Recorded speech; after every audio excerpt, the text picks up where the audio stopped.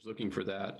Just so everyone knows, if they are muted, how do they raise their hand? Literally, raise their hand, in the video, or is there some sort of functionality within Zoom that allows them to do that? They'll need to unmute and state their presence. Okay, perfect. I have the committee list. I have it. Okay. Okay. So I'll just start with the list and work my way down. So Mark Dunnigan. Present. Okay. Gail. Here. Brenda Diggs. Here. Reverend Ford. Here. Bill Hayes. Brian Heelan.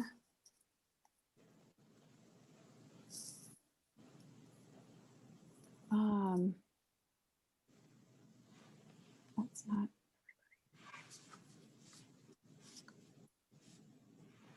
I'm sorry, that's not a complete list. Let me try this one.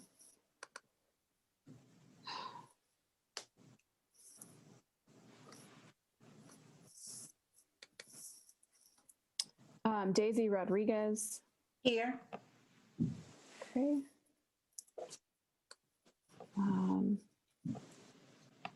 Melissa Vickers is absent. Did I miss anyone? Mabel Stevenson. Okay.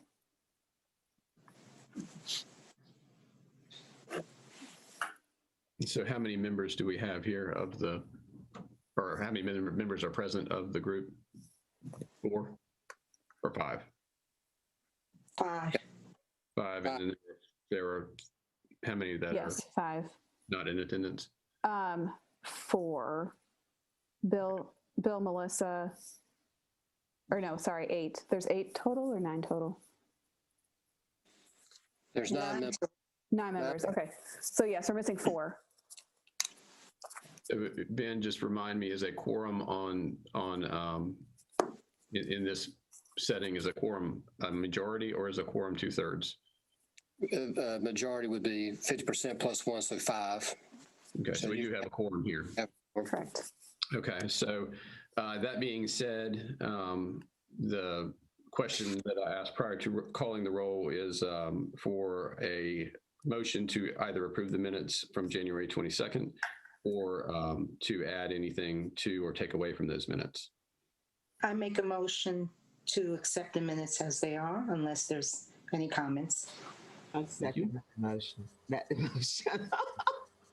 Okay, so we have a motion and a second. Any other discussion on the minutes from January 22nd? Okay, all in favor. I guess we have to do a roll call on this too. Yes. Yes. So if you could call the roll of the members that are in attendance. Yes. Mark Dunnigan.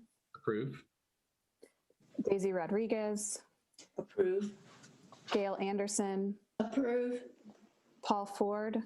Approve. Brenda Diggs. Approve. Okay, the minutes are approved as submitted. Thank you, Heather, for that. I will have to say before we get started, Reverend Ford, you have got the most dynamic background picture of anybody that I know for Zoom. That's fantastic. That's my profile picture, Mark. That's Oh, that's so when great. my video is off, that's what you'll see. Okay, so let's move into the meat of the agenda. Staff has done a lot of work over the last several months, and they have updated the Stoplight Report that we discussed at our last meeting when we were together. And so, Heather, your name is beside of this. So do you want to put that up on the screen and sort of talk us through that? Yes. Let me get this pulled up and shared.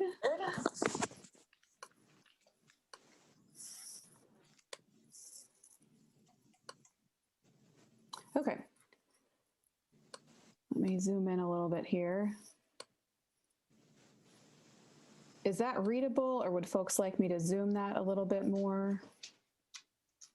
Can you zoom it a little bit more, Heather, without losing anything? I will try, and we can always pull over if we need to. So I think they should be readable at this point. We'll just have to scroll a little as we go. So this is the stoplight report that you all had requested and discussed and approved previously. Just as a reminder, I want to pull down to what the different stoplight colors mean. Green, we decided, was on schedule and on budget. Utilizing contingency of schedule or budget. And how we define that was contingency is 10% of the overall budget. So if we were or if it was either over, like if it was in design phase and the design was more than that 10% of the total, then we considered that utilizing contingency, or if the entire project was within that 10% of total, was basically 90% or more of total budget, it was sort of running into that budgeted contingency. And as far as schedule, the way that I'm looking at that is if the current milestone might be delayed, but if the staff managing that project say the entire project is on schedule still, that's where you'll see utilizing contingency. So like the current milestone's delayed, but the project itself is on schedule. And then red is project completion date changing or over budget.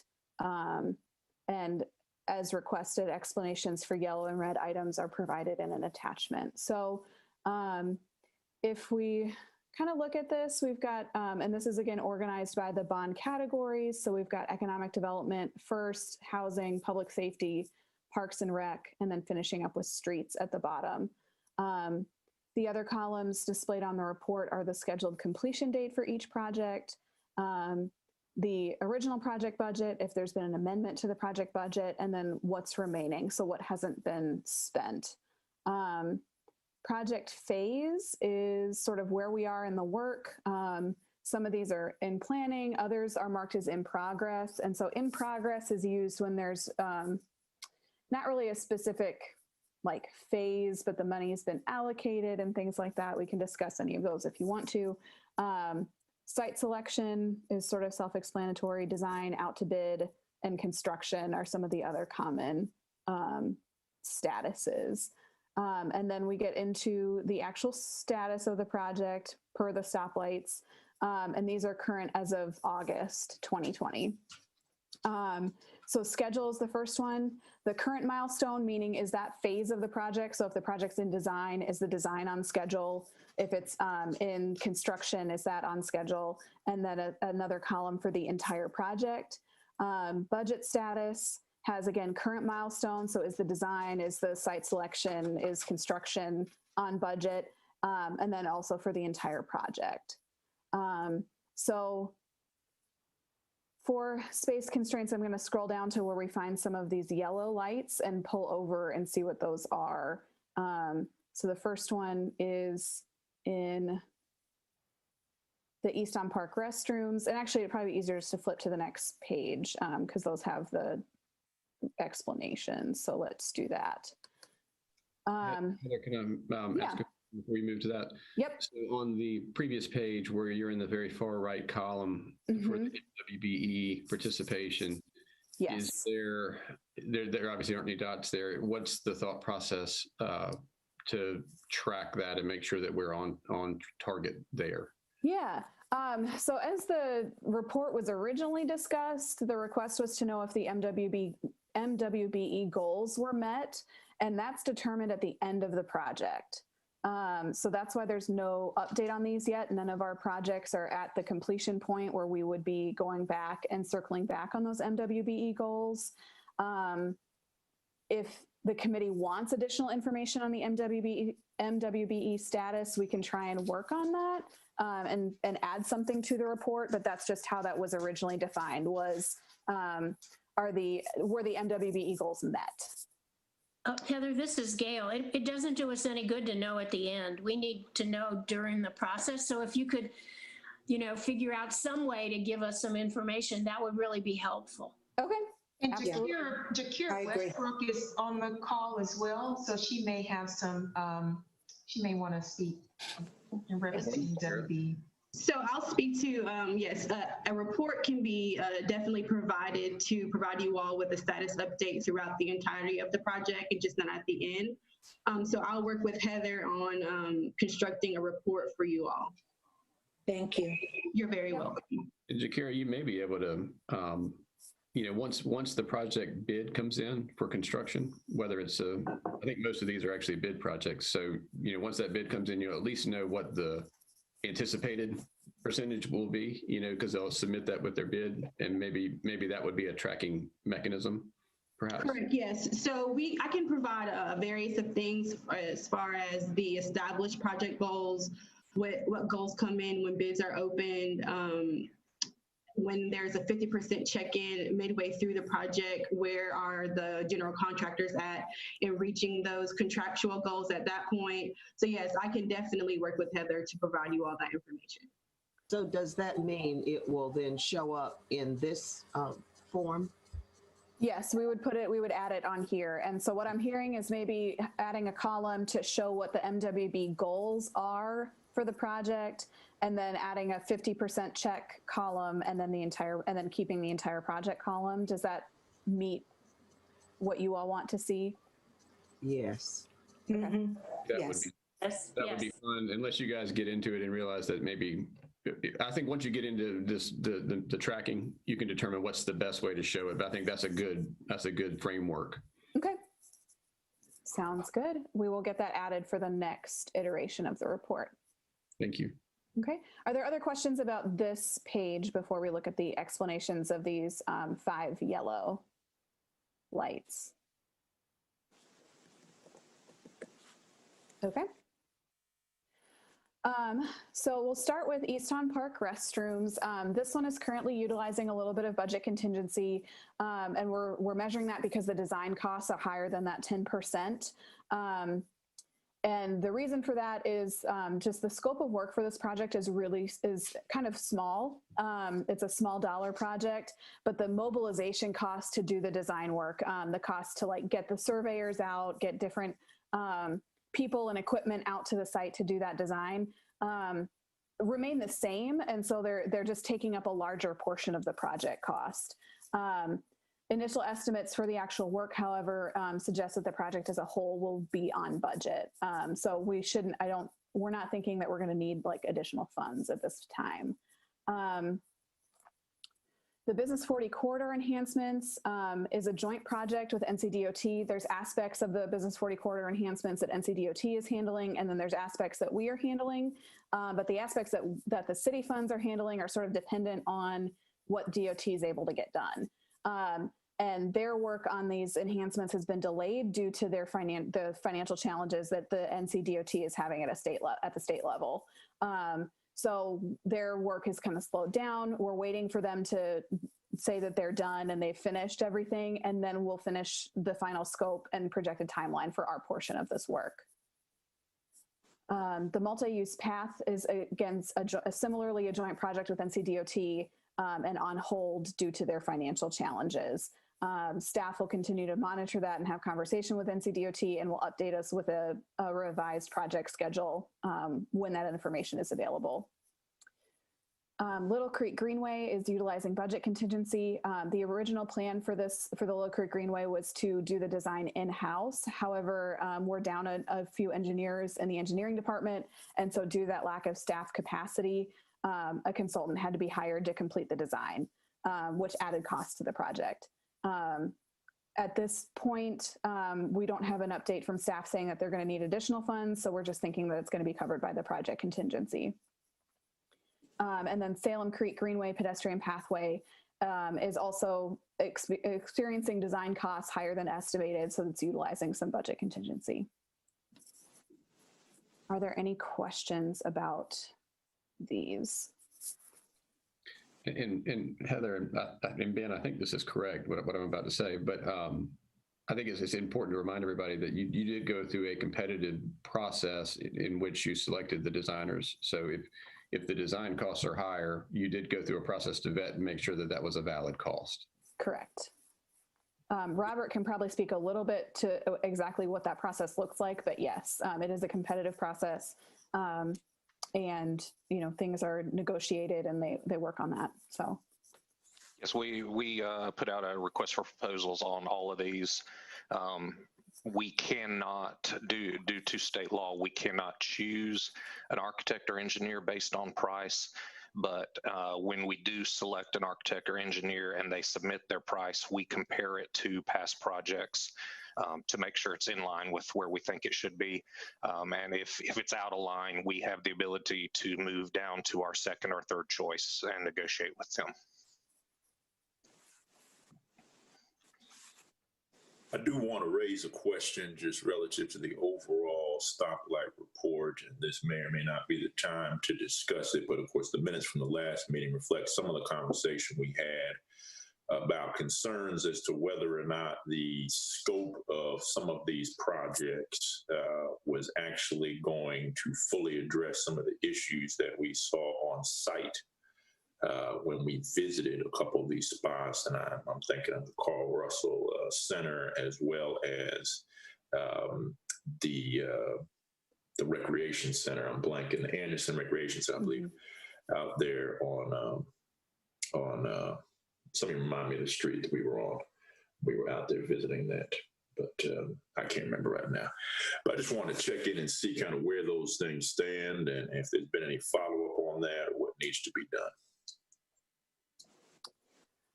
So in the email that I sent out for the meeting, I included some responses to questions that did address the questions that y'all raised from those visits. Let me get that up and can put it up on the screen for you all, if that's what we would like to do at this point.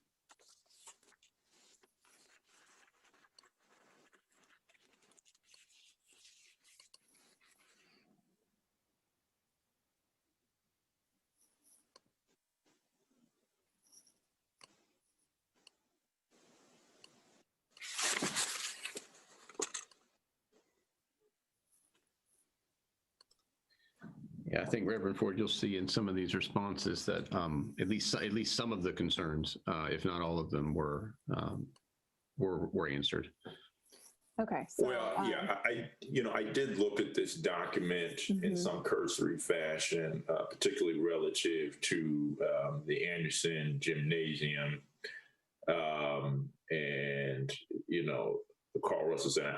I think that my concern is that, some of those answers are not necessarily satisfactory to, the questions and the concerns that were being raised, that if we're going to proceed forward with, using public dollars to address centers that are central to certain, sectors of the community, and we only, in public perception, do the job halfway.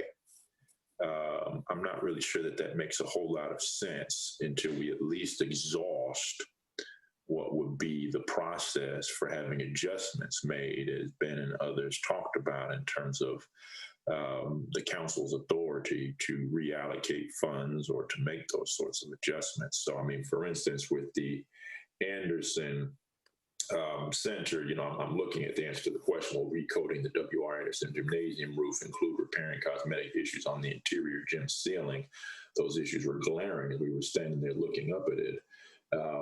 And the answer is that the roof recoding only addresses exterior issues, not the internal cosmetic ones. Well, I'd like to see that some effort to address that in some sort of meaningful way, other than just saying it doesn't include dealing with that. Because if we spend this money on the Anderson Gymnasium and the community's going in there and still, seeing a pretty wretched looking ceiling, it's not good optics, in terms of what these bonds are meant to address and accomplish. So, Reverend Port, I am pulling up the Anderson project page from our capital projects playbook. I just want to check and see if there was funding for interior painting in there, because that might, while the roof recoating only covers the outside, there's other funds in that project for other work. okay. So I'm going to switch screen share so y'all can see this. Pulling that up, let me just ask a question of Ben and staff. When these funds are allocated for a specific projects and we have a situation like this where we went in and we could see that the interior also needed some repairs, what is the process that you have in place to even bring that in? And I guess said differently, once these funds are allocated for one thing, can they be changed or can you add? I don't recall that. If we discussed that, I don't remember. So thank you.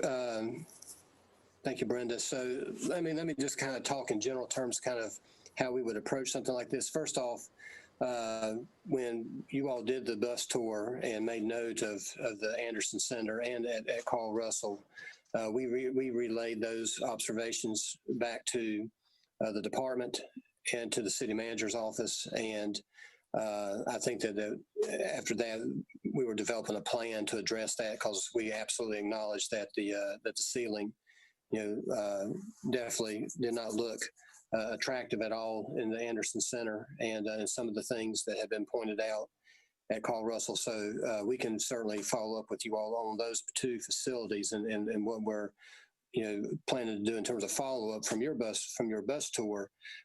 In general, the city every other year, and even year fiscal years, we issue 2/3 bonds, and that is a form of financing that we're allowed that cities and counties are allowed to do periodically. It's basically, we call them 2/3 bonds because we're allowed to issue up to 2/3 of the principal general obligation bond debt that was retired in the previous year.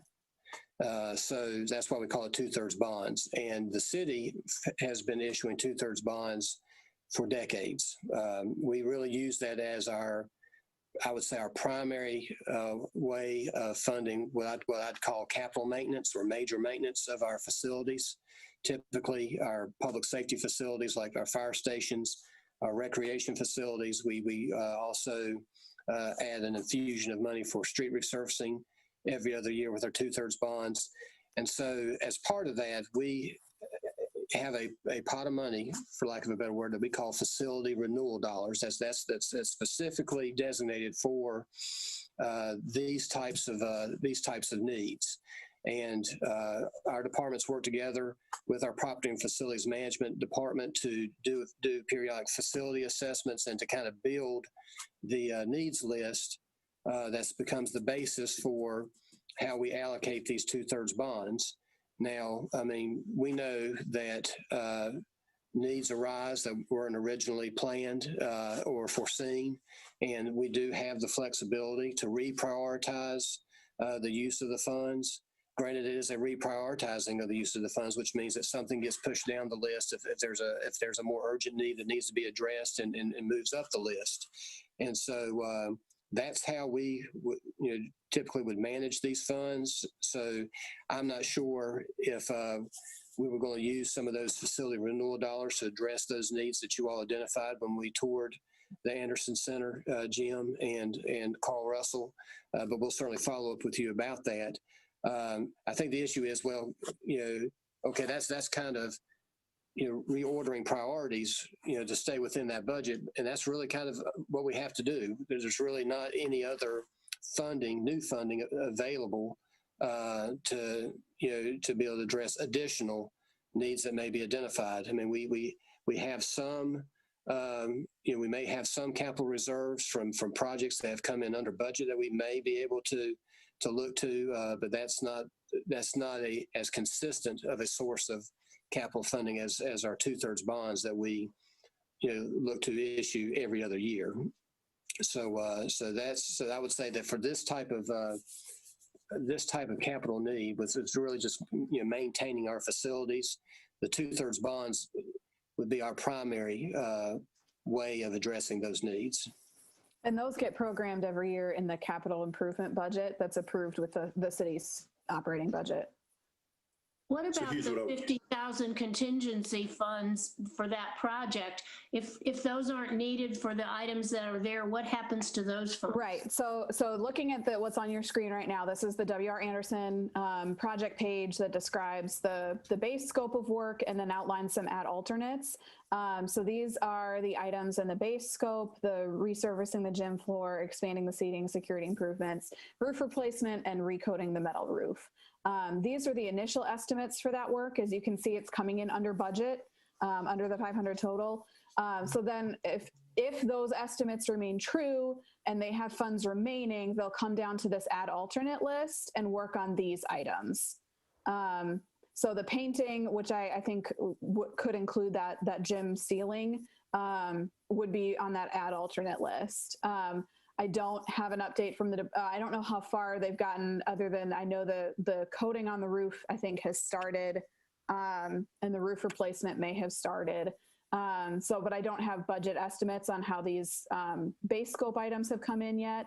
But as the department is working through this, they know this base scope is what they're doing first. And then any additional funds remaining up to that 500,000 would first go to these add alternates at this location. Then if there was additional funds remaining after that, they could get allocated to other projects where they're needed, or they could add other add alternates into this project. And that's a very prudent way to do it. I think there are some procurement rules that will that precludes you from just adding all of that into the base scope to start with. You want to have a base scope that you know is within the budget, and then you can add to it as funds allow. So that is a very prudent way to go about this process. Yeah. So I hope that. More. Yeah, go ahead.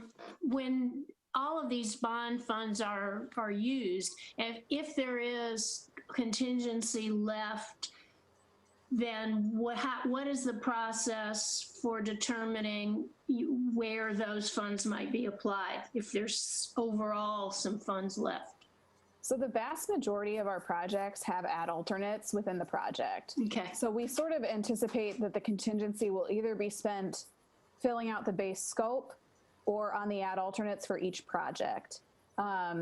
If that's not the case, there generally will be one or two within the bond category that need additional funds that will then pull that contingency into other projects. There's typically, just because of like our goals for these projects are often really big, right? And so I don't think we've had a situation where there's actually been like leftover money at the end. Right. If that were to happen, I think we would, like Ben was talking about, look at, what are our needs? Where do we have, outstanding major maintenance? What, if it was significant funding, what other big project could we pull in? But I don't anticipate that will be the case. Okay, I have one more question, and then I promise I won't ask any more. You're fine. As far as the 5 projects that had the yellow, the DOT projects, what happens if can the bond money be held until the DOT finally comes up with money? Because we could be talking about years before those projects get funded from the state DOT. So will that money be held there for those projects at that time, since that's what it was approved for? Yes. So there was a time when the interest rate environment was much rosier, if you will, for investors, where we would have to do what are called arbitrage calculations. So when we issue bonds, I mean, we don't initially spend all that cash, and it's invested. And under IRS, regulations, in order for these to be non-taxable, municipal bonds, we can't make money off of the proceeds from the bonds, and so we would have to do periodic calculations and to ensure that we were not doing that. Excuse me.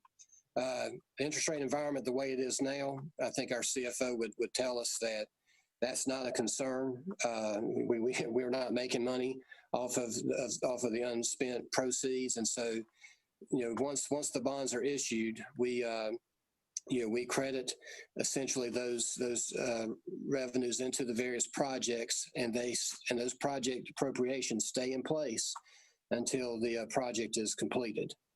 So the appropriation is in place and it'll stay in place until we do the project. And then the issue of what about the actual cash from issuing the bonds? Right now, there's no concern that we could get ourselves into an issue with, quote unquote, making money off of that unspent cash.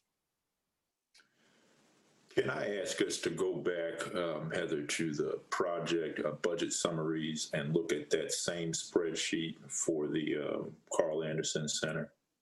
The project page? No, the one that you were looking at that had the detailed budget summary for Anderson, if we can look at that for Carl Russell. Yep, give me 1 second.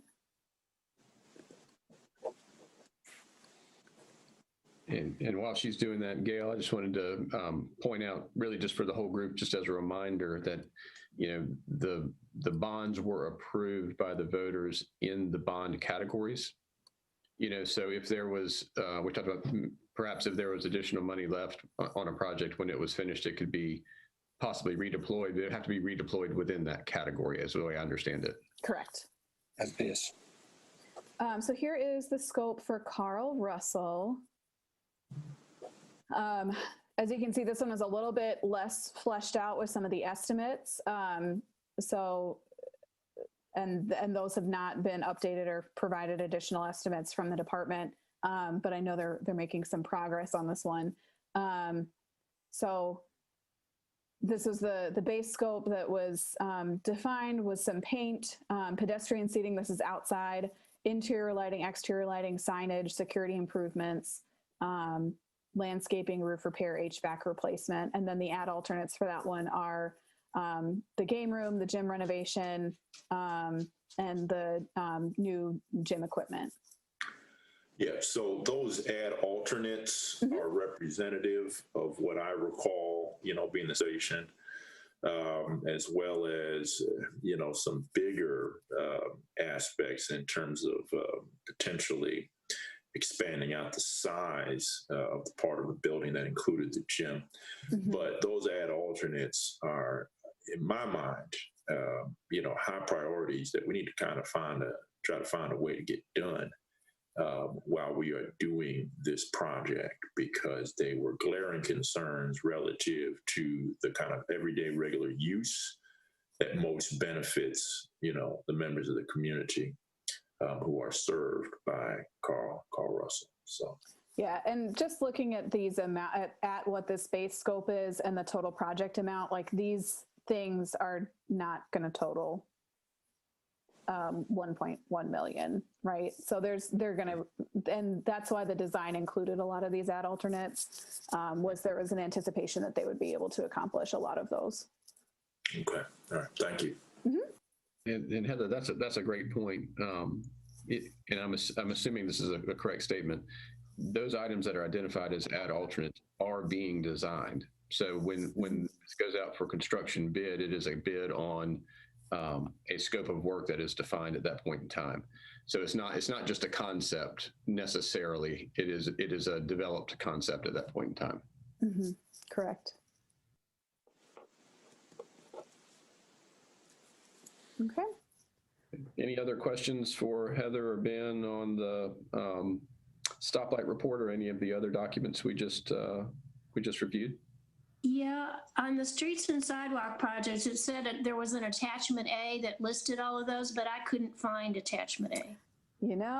That was probably an oversight on my part, and I apologize. I will find attachment A and make sure that you get it. Yes. Thank you.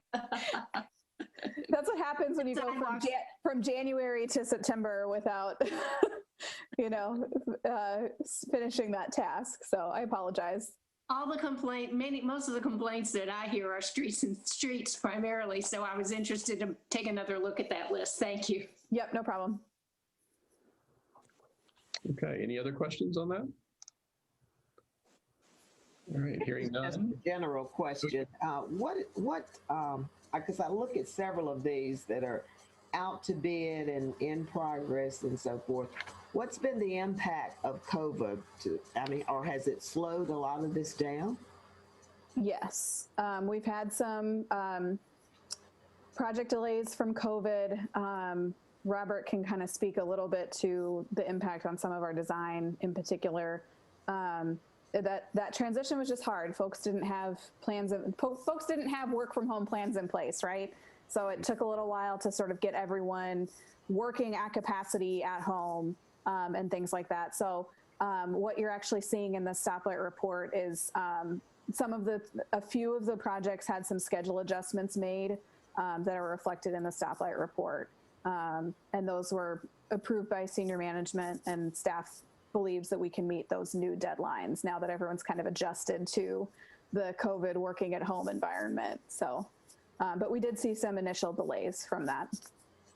It seemed to have a real big impact, especially on our smaller firms. Some of our architecture firms are just 3 or 4 people, and them trying to set up a work at home setup was very difficult for them, and some of them shut down for a while because they just couldn't accomplish it.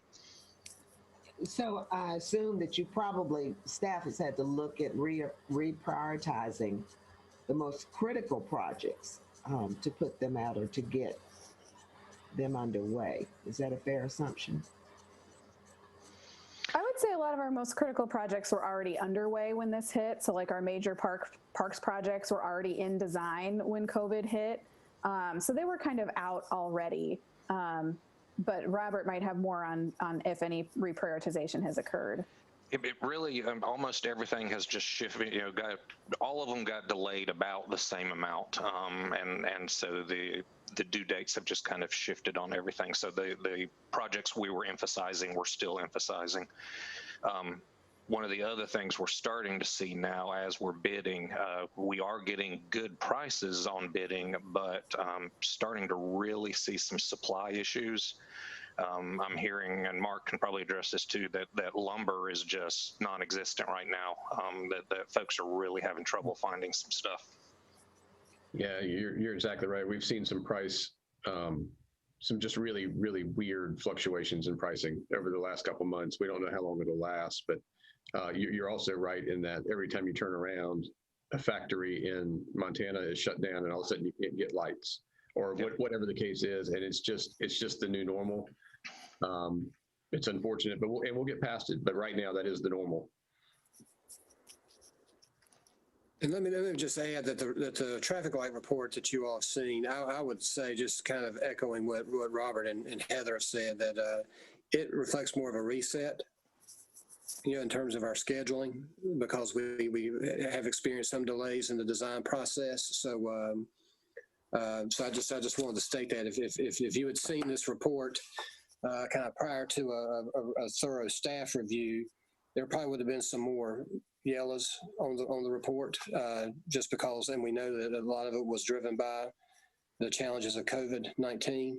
And so, so what you're seeing here is now what we feel like this is the path forward, and what we think are realistic milestones.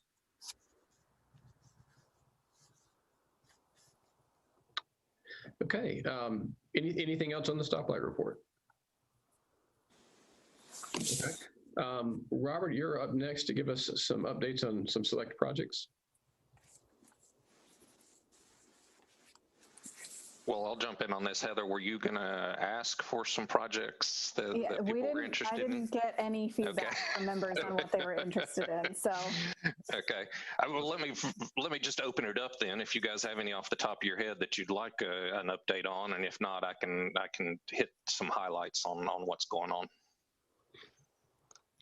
Well, it sounded like some of them were likely the Carl Russell and the Anderson projects from a scope perspective.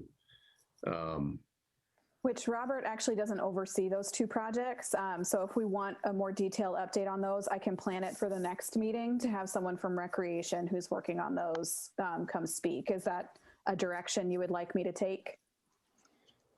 I'm seeing head nods.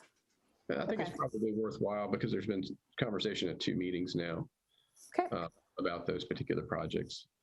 I did notice both on this sheet and just coming from procurement there at the city, a number of these projects have just gone out to bid.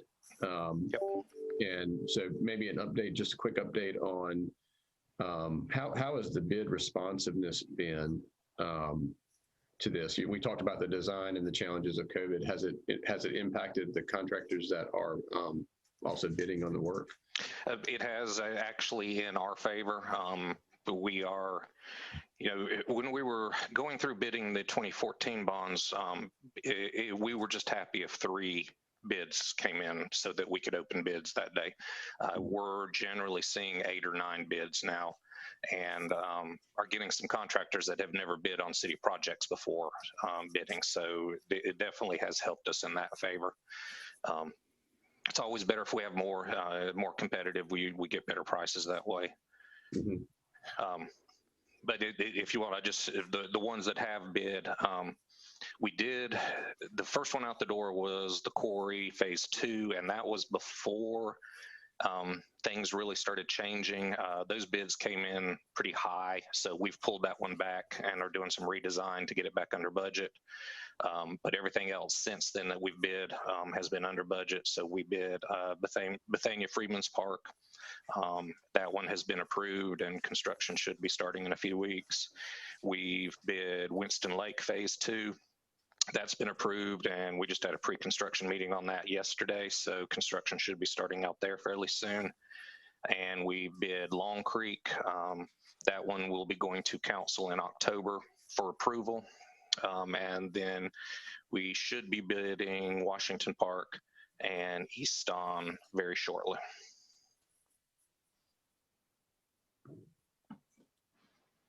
Gail, you're muted. Some update on the Liberty Street redevelopment and also Polo Road, those 2 projects. Let me see what I can tell you about those. All right, starting with Polo. Whoop, oh, sorry. Shoot, hold on. My computer's a little touchy on the online version of the playbook.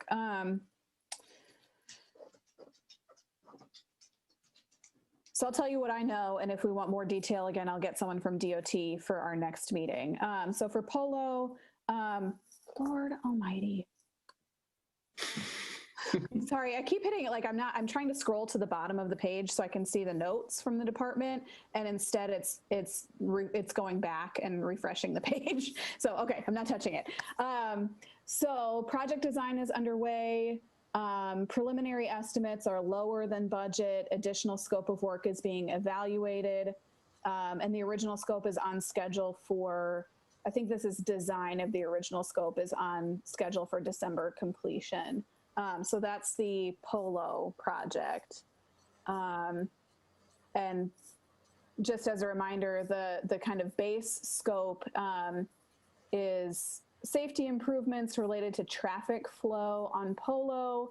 The area targeted is between Wake Drive and Long Drive. So they were going to do medians, some pedestrian signals. If there were funds remaining, they were going to look at potentially doing improvements between Renolda and Wake Drive along Polo. And then also some improvements near Ransom Road is on the add alternate list for that project. So I'm assuming the additional scope of work that's mentioned would include some or all of those things. Okay. Well, with the acquisition of the university of the church there now, we're anticipating a lot more development in that area. So it's probably going to increase the pedestrian flow back and forth across Polo is what we're anticipating at this point. Yeah. And I do know at one point the discussion for this project was to focus on traffic improvements because the hope was that the university would help fund some pedestrian improvements if they were needed. I'm not sure the status of that currently, if because estimates on the traffic flow issues are coming in low, if they're going to be looking at adding more of the pedestrian work in, but that's a question I can get more information. We did have a commitment from Wake before the bonds were passed that it would participate financially in that. Okay. So I've added, along with Carl Russell and Anderson, I've added Polo for next meeting to see if we can get DOT involved for a more detailed update. And then what was the other one you had a question on, Gail? The Liberty Street redevelopment phase 1. Okay. Is that, let's see. Economic development. Economic development. Okay. Yes. Yeah. Yep. Sorry. I don't think there's been a lot of movement on that one, but let me double check what's in here. Yeah, that one. If you looked in the responses to questions, and granted this response was a little bit older, we were still waiting on some report and some feedback from the council member on what they were looking for with that project. Let me see if I have something I can share from here.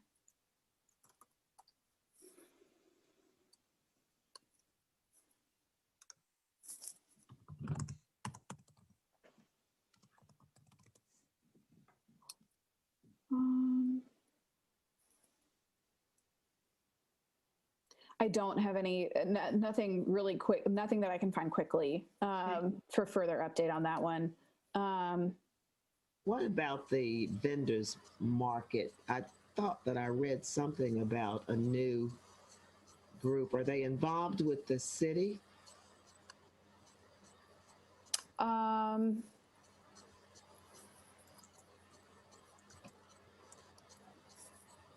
So the Liberty Street Vendors Market, there was some information in the responses to questions about the rental process for that through, I believe it was the Recreation and Parks Department. And I think since then there's been some work on trying to get like a recurring farmers market going out there. Yeah, because Ben, do you have any additional information on any of that? So right now we do have an urban farmers market that is being held. I think it's on Friday evenings. I think maybe like 4 to 6 o'clock. So we've been trying that as a pilot. I think we've had some good response to that, some good participation. But right now that's all that I'm aware of in terms of the usage of that facility. So the city has no involvement with that at all? With the Liberty Street Vendors Market? Yes. Well, no, that is our facility. Well, I know, okay, I know it's your facility, but because I thought I read something where there was some kind of initiative, and maybe it's what you're speaking of with the urban market. Yeah, I think Ben is speaking to the initiative that you're talking about, Ms. Diggs. Yeah. So I would just be interested in an update on that whole Liberty Street corridor, including that what's going on there with the vendor, the facility the city owns. The airport's going to be making some significant upgrades, et cetera, to its terminal, et cetera.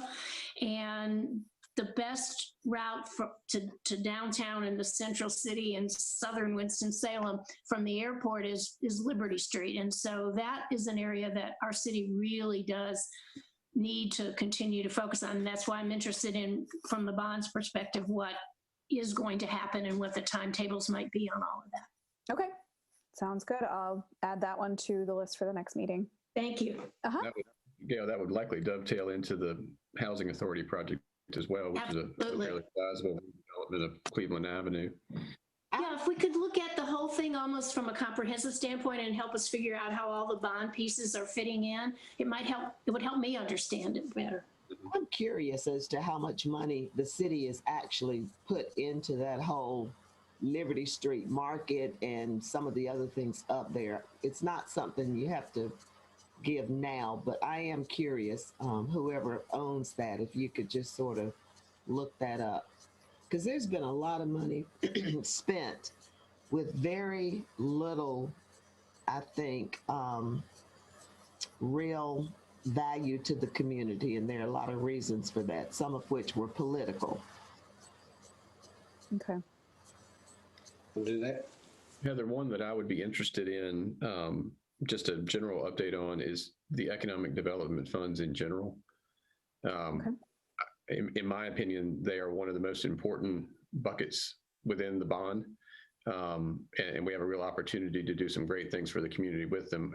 And I know they are on a as needed or kind of when things come about, they're there to help support those things. Have you had much interest in anything there? Let's see. I feel like most of these are still more or less in planning, but let me flip through them really fast. So the Southeast Ward Economic Development, some of that is going to the Bellevue Recreation Center upfit to support the SOAR and youth build programs out there. The Economic Development Sites and Infrastructure, I believe is still in planning. There was some money that was spent on like a property valuation type thing, but I'm not sure. The last time I talked to the folks in charge of that project, there hadn't been any real movement for that one yet. Commercial redevelopment in blighted areas has had some action. There were, if you look in the information that was sent on the council items related to bonds, you'll see a couple that relate to that bucket, the commercial redevelopment in blighted areas. There's one for some work on a property or an area called College Village, and then another one that's along New Walkertown Road. And then the Liberty, like we were just talking about, the Liberty Street redevelopment is still sort of in planning and being fleshed out. So not as much movement on these as some of our other categories yet. No. As far as planning for future meetings, just so that we're not completely overwhelmed at one, I'm curious how you would feel about doing some recreation and DOT next meeting and the one after that, kind of tackling the economic development. Yeah. Does that work? Okay. Yeah, that works. Economic development and housing, maybe for the okay.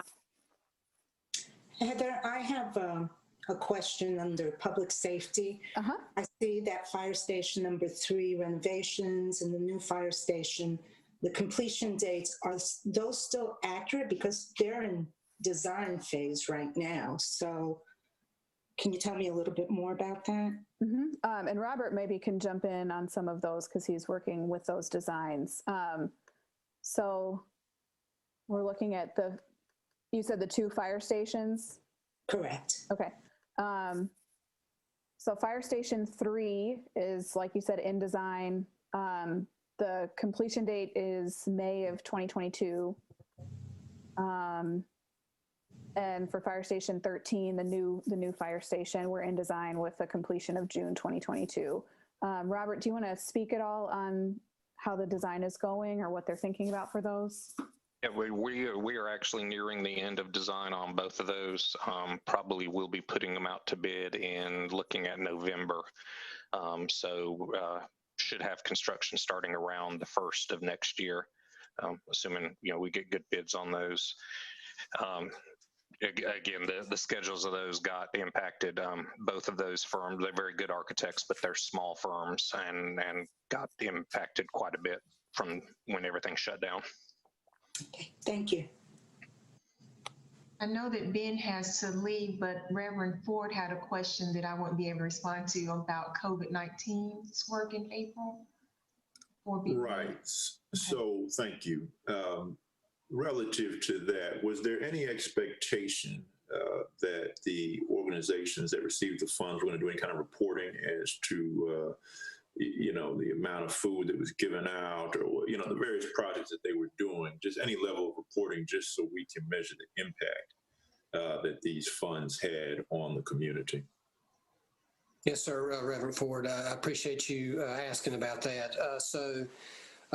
All the agencies have received their grants, and I say that because one agency, it took a while to be able to award them their grant because they didn't have the necessary paperwork in place for us to release the funds. But the term of the contract is 6 months, and so while some of the agencies have indicated they were able to spend, I think, a lot of their funds very early on, soon after they received the dollars, we're asking for them to provide monthly reports to us for the next 6 months. So we're probably approaching the end of that term here within the next couple of months. When the term is completed, I plan to compile a report on what all the agencies, how all the agencies utilize the funds, and what kind of outreach they provided, the demographics of the populations that they served, including the locations of the people that they served. That was all part of the agreement, the contract that we had them sign. That we were very specific about what kind of information we wanted them to report to us on a monthly basis, not just their expenses, but also how they were using the funds and how many folks they were serving. So they're providing those reports to us on a monthly basis, and I plan to compile that and prepare a final report at the end of the 6-month term, so I could share that with you all and ultimately share that with the mayor and council. That'd be great. Thank you. And I think we should also include those who were appointed temporarily to the meeting where the allocations were made, so that they can be updated as well. Absolutely. Yes, sir. Thank you. It would be interesting, Ben, to sort of poll the council members and hear their thoughts on how we might get that information out to the general public, because I think it's important that they know what the city was doing to try to help in a time of need. And sometimes that information doesn't get out to everyone.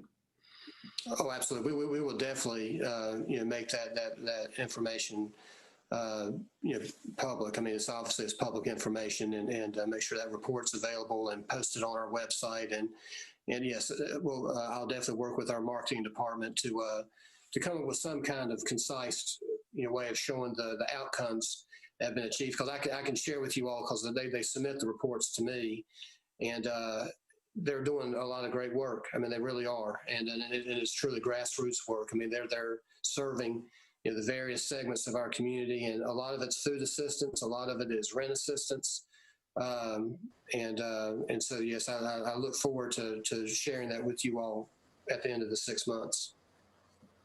Knowing several of those organizations and some of the people involved with them, that was a phenomenal thing that the city did, and I have all confidence that we were able to help a lot of people by the actions and with those fundings, because many of them had been working on their own, doing what they could with their dollars, and had not even asked. And particularly, I remember and I don't recall the name of the Hispanic group, where the daughter encouraged the father. He did not even want to apply.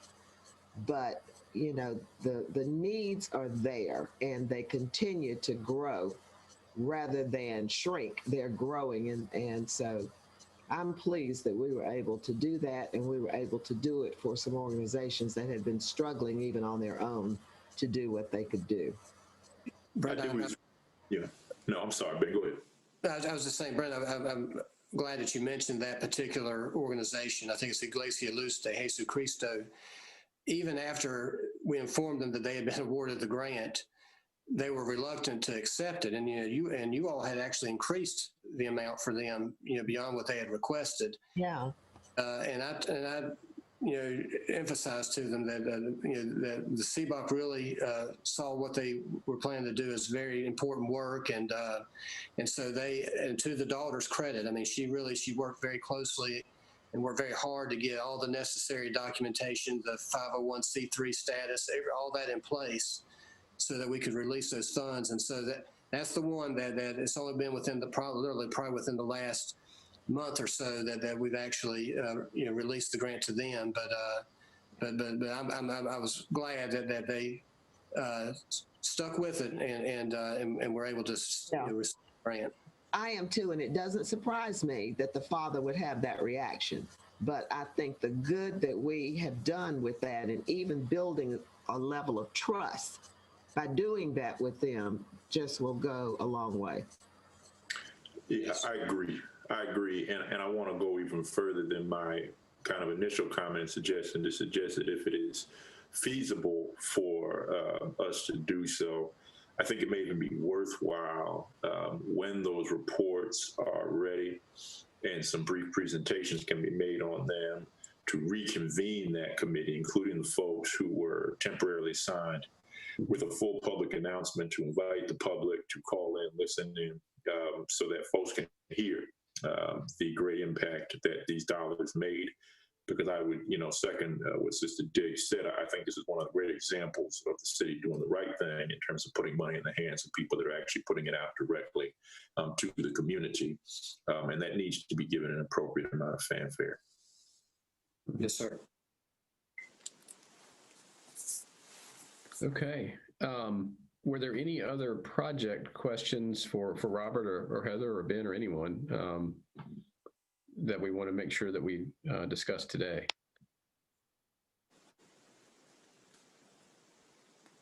Okay, well, let me first say, Heather, thank you. That was a lot of information that you sent us. You did a great job putting that together. I really like the dashboard. I think it's going to help this group stay on track and on message as we go through these meetings. So thank you for your work there and everyone else that helped put that together. Our next meeting, and my phone just turned off, is November the 18th, if I got that date right. Should already be on your calendars. We will determine as we get closer to November 18th whether it's virtual or whether it is in person. It's currently scheduled to be in person, but we'll make that call as we get closer to that time. And that will be our last meeting of this 2020 calendar year. We can only hope that 2021 will be a better year than 2020 for all of the reasons that we're virtual today. So unless anyone has anything else, I will accept a motion to adjourn the meeting. So moved. Second. Great. Well, guys, thank you so much for your time and your energy on this, and we will reconvene in November. Thank you. Everybody have a great day. You all as well.